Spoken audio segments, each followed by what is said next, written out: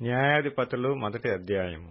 యెహోషువ మృతి నొందిన తరువాత ఇశ్రాయేలీయులు కనానీయులతో యుద్ధము చేయుటకు తమలోనెవరు ముందుగా వారి మీదికి పోవలసినది యెహోవా తెలియజేయునట్లు ప్రార్థన చేయగా, యెహోవా, ఆ దేశమును యూదా వంశస్థులకిచ్చియున్నాను, వారు పోవలెనని సెలవిచ్చెను. అప్పుడు యూదా వంశస్థులు తమ సహోదరులైన షిమ్యోనీయులతో, మనము కనానీయులతో యుద్ధము చేయుటకు మా వంతులోనికి మాతో కూడా రండి, మేమును మీతో కూడా మీ వంతులోనికి వచ్చెదమని చెప్పగా, షిమ్యోనీయులు వారితో కూడా పోయిరి. కనానీయుల మీదికి యూదా వంశస్థులు పోయినప్పుడు యెహోవా కనానీయులను పెరిజ్జీయులను వారికప్పగించిన గనుక వారు బెజకులో 10,000 మంది మనుష్యులను హతము చేసిరి.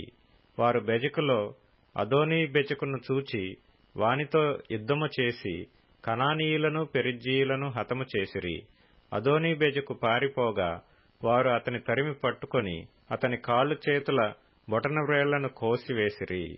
అప్పుడు అదోనీ బెజకు, తమ కాళ్ళు చేతుల బొటనవ్రేళ్లు కోయబడిన 70 మంది రాజులు నా భోజనపు బల్ల క్రింద ముక్కలు ఏరుకొనుచుండిరి, నేను చేసినట్లే దేవుడు నాకు ప్రతిఫలమిచ్చెననెను.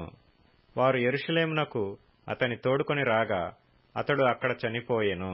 యూదా వంశస్థులు యెరూషలేము మీదికి యుద్ధము చేసి దానిని పట్టుకొని కొల్లబెట్టి ఆ పట్టణమును కాల్చివేసిరి.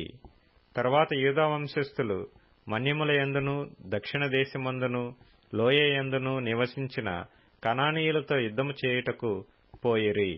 మరియు యూదా వంశస్థులు హెబ్రోనులో నివసించిన కనానీయుల మీదికి పోయి షేషయిని, అహీమానును, తల్మయిని హతము చేసిరి. ఆ హెబ్రోను పేరు కిర్యతర్బా. అక్కడి నుండి వారు దెబీరు నివాసుల మీదికి పోయిరి. పూర్వము దెబీరు పేరు కిర్యత్సెఫెరు. కాలేబు కిర్యత్సెఫెరును పట్టుకొని కొల్లబెట్టువానికి నా కుమార్తె అయిన అక్సాను ఇచ్చి పెండ్లి చేసేదనని చెప్పగా, కాలేబు తమ్ముడైన కనజు కుమారుడగు ఓత్నీయేలు దాని పట్టుకొనెను. గనుక కాలేబు కుమార్తె అయిన అక్సాను అతనికిచ్చి పెండ్లి చేసెను. ఆమె తన పెనిమిటి ఇంట ప్రవేశించినప్పుడు తన తండ్రిని ఒక పొలము అడుగుటకు అతనిని ప్రేరేపించెను. ఆమె గాడిదను దిగగా, కాలేబు, నీకేమి కావాలనని అడిగెను. అందుకామె, దీవెన దయచేయుము, నాకు దక్షిణ భూమి ఇచ్చియున్నావు, నీటి మడుగులను కూడా నాకు దయచేయమనెను. అప్పుడు కాలేబు ఆమెకు మెరక మడుగులను పల్లపు మడుగులను ఇచ్చెను. మోషే మామయైన కేయును కుమారులు యూదా వంశస్థులతో కూడా ఖర్జూర చెట్ల పట్టణములో నుండి అరాదు దక్షిణ దిక్కులోని యూదా అరణ్యమునకు వెళ్లి అక్కడ చేరి ఆ జనముతో నివసించిరి. యూదా వంశస్థులు తమ సహోదరులైన షిమ్యోనీయులతో కూడా పోయి జఫతులో నివసించిన కనానీయులను హతము చేసి పట్టణమును నిర్మూలము చేసి ఆ పట్టణమునకు హోర్మా అను పేరు పెట్టిరి. యూదా వంశస్థులు గాజాను దాని ప్రదేశమును, అష్కెలోనును దాని ప్రదేశమును, ఎక్రోనును దాని ప్రదేశమును పట్టుకొనిరి. యెహోవా యూదా వంశస్థులకు తోడై ఉన్నందున వారు మన్యదేశమును స్వాధీనపరచుకొనిరి. అయితే మైదానమందు నివసించు వారికి ఇనుపరథములున్నందున వారిని వెళ్లగొట్టలేకపోయిరి. మోషే చెప్పినట్లు వారు కాలేబుకు హెబ్రోనునియ్యగా అతడు 3 అనాకీయులను అక్కడ నుండి పారదోలి దానిని స్వాధీనపరచుకొనెను. యెరూషలేములో నివసించు యెబూసీయులను బెన్యామీనీయులు వెళ్లగొట్టలేదు. యెబూసీయులు బెన్యామీనీయులతో కూడా నేటి వరకు యెరూషలేములో నివసించుతున్నారు. యోసేపు ఇంటివారు బేతెలుకు వెళ్లినప్పుడు యెహోవా వారికి తోడైయుండెను.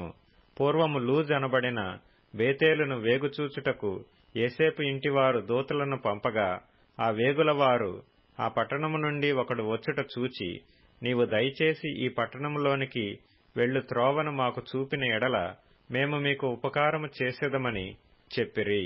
అతడు పట్టణములోనికి పోవు త్రోవను వారికి చూపగా వారు ఆ పట్టణమును కత్తివాత హతము చేసిరి గాని ఆ మనుష్యుని వాని కుటుంబీకులనందరినీ పోనిచ్చిరి.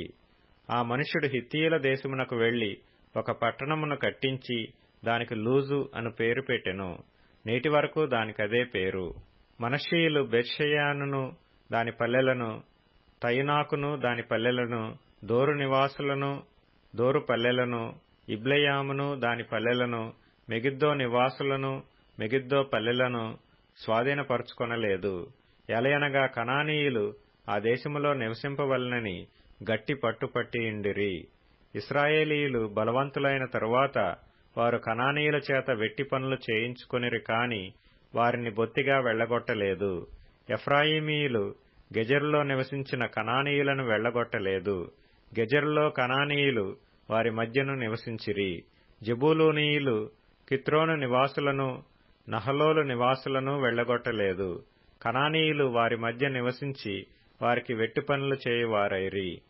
అషేరీయులు అక్కో నివాసులను, సీదోను నివాసులను, అహ్లాబు వారిని, అగ్జీబు వారిని, హెల్బా వారిని, ఆఫెకు వారిని, రెహోబు వారిని, అషేరీయుల దేశ నివాసులైన కనానీయులను వెళ్లగొట్టక వారి మధ్య నివసించిరి.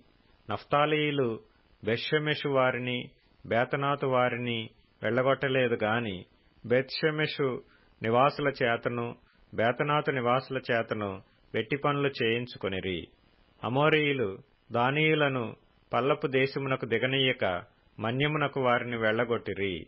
అమోరీయులు అయ్యాలోను నందలి హెరెసు కొండలోను, షయల్బీములోను నివసింపవలనని గట్టి పట్టుపట్టియుండగా ఏసేపు ఇంటివారు బలవంతులైన వారి చేత వెట్టి పనులు చేయించుకొనిరి. అమోరీయుల సరిహద్దు అక్రబ్బీము మొదలుకొని హస్సేలా వరకు వ్యాపించెను.